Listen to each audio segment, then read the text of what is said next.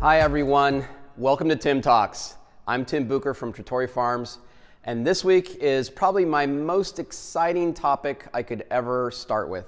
It's actually going to be a multi-part series, and it's a series on my tractors. So today is part one, and we're going to start with my favorite tractor. But before we talk about that, just a little background about my history and why do I like tractors. First of all, Trattore means tractor in Italian, in case you didn't know that. So tractors have been a big part of my life growing up on a dairy farm. My parents immigrated from Switzerland, where my family is from. And so I always was working on the ranch, usually on tractors.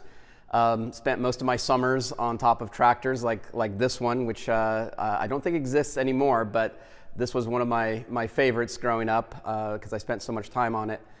So I always was, working on tractors and fixing them and ultimately driving them. So, when it came time to name our winery, Tractor was an obvious name, but Trattore sounds a little more romantic in Italian, so we'll go with that. So even when my children were very young, they called me Tractor Man.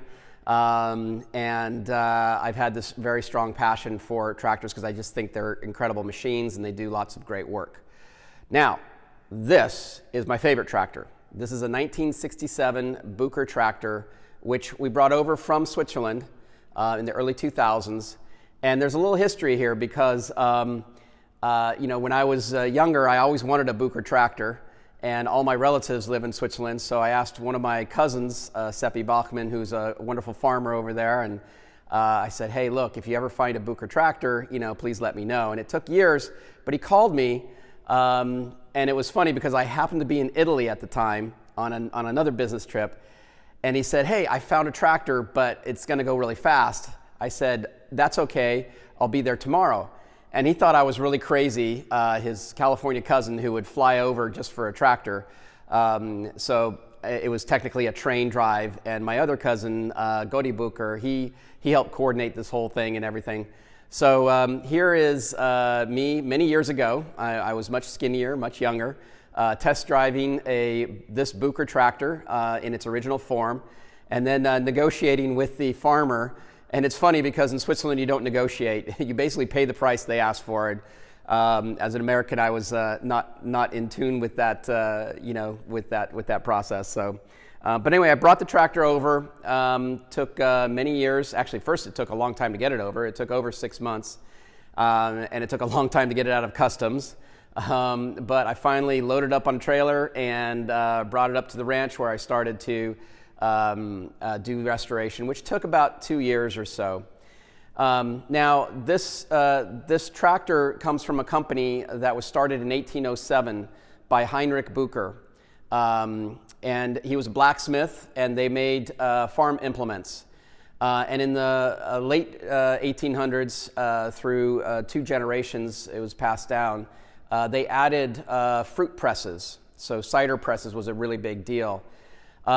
And in the early 1900s, they added, mechanized farming equipment. And finally, between the 1950s and 1970s, they actually made tractors. In addition, they started making wine presses in the 1900s, and in 1994, I believe it was, formed a company called Bucher Vaslin, which is headquartered in France, and it makes probably the best winemaking equipment. So this is not only a tractor that I love, it's my namesake, it's also my passion for tractors, but it's connected to the wine industry. So all of our winemaking equipment, as you may have heard in the previous Tim Talks with Craig and myself, is from Bucher Vaslin, which is the same company. So it has that tie-in. And that's why you'll find this tractor on every bottle of wine somewhere. We call it our mascot. So it still runs like a champ. We use it in parades mainly. We don't use it for ranching operations here, but it's always available for you to come see in the tasting room when it's not in a parade, of course. And back in Switzerland, what's really interesting is that this is the original license plate. All tractors have a license plate because you are allowed to drive tractors on the road over there. So this is the original license plate, which I'm going to put back on. And you know, my future aspiration is to get yet another tractor from Switzerland. It's called a Hurlimann. Here's a little preview. I've been scoping it out every time I go back to Switzerland with my cousin Godi. So this Bucher Tractor has meant a lot to my family through the years. You know, when the kids were younger, I took them for rides. I believe that all the kids took their senior portraits, you know, by the tractor, or their prom pictures and senior portraits on this tractor. And I know that this is probably unusual, but we're probably the only family that has portraits in their home of this tractor. So paintings were made of this tractor, and they're up in our house. Our house has a lot of paintings of tractors, so if you ever want to see some artwork of tractors, please stop by. So, you know, this is, again, my favorite tractor, 1967 Bucher D4000, the biggest tractor they ever made. And now I'm going to talk about another tractor. I'm standing by another tractor that you'll find in our tasting room when it's not in parades. It is a New Holland Boomer 8N. And New Holland is a tractor company. It's very large. It was formed as a combination of Ford Tractor Company, the Fiat Group in Europe, and it has a bunch of other tractor brands in its portfolio as well.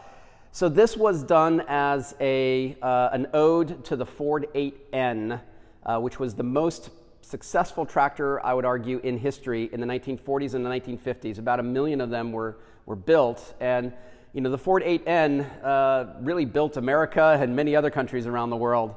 And many of them are still in operation today. I actually have an original from 1953 on the ranch as well. So this special edition tractor, what happened was New Holland, I think it was the president or something, called me because I buy a lot of New Holland equipment, and basically said, hey, look, we're thinking of doing a special edition tractor. I don't think I let him finish his sentence, and I said, yes, I'll buy one. Little did I know I had to put all the money down, and then I had to wait many years until it finally came off the line. So it has a lot of chrome on it. It's had some design influence from Italian designers and whatnot, and it had some new technology on it at the time. So this tractor is, we don't use it on the ranch, again. Actually, sometimes we use it for like hay rides and stuff. It's mostly used in parades. But what happened maybe, I don't know, 10, 12 years ago or so, is we have a lot of concerts here for charity. And we had one of the artists sign this tractor. They were a little hesitant. I think it was Gavin DeGraw, like, you really want me to sign this? And we said, yes, please. So he signed it, and that started a tradition. So we've had John Mellencamp sign it, Eric Church signed it, Nathaniel Rateliff, the band Perry, and many others. And so it's kind of a nice memento here in the tasting room for all of our guests to see, and many times their children to sit on. This tractor is another one in the collection. Today we just went over 2 tractors, and we kind of rotate tractors through the tasting room. If you're here, sometimes you'll see these, sometimes you won't. You'll always see the Bucher Tractor. But in our next topics, maybe in a few weeks, we'll do part 2 of our tractor topic. And I just want to thank all of you for watching Tim Talks. Subscribe to our YouTube channel if you're so inclined. And keep all the ideas coming about things you want to learn about with respect to making wine, making olive oil, farming in general. And we just really appreciate all your inputs. So a big shout out to all of our club members. We really love you guys. Thank you so much for all of your support, especially this last year. And with that, I'll say goodbye for this week, and we'll see you next week. Thanks for watching Tim Talks.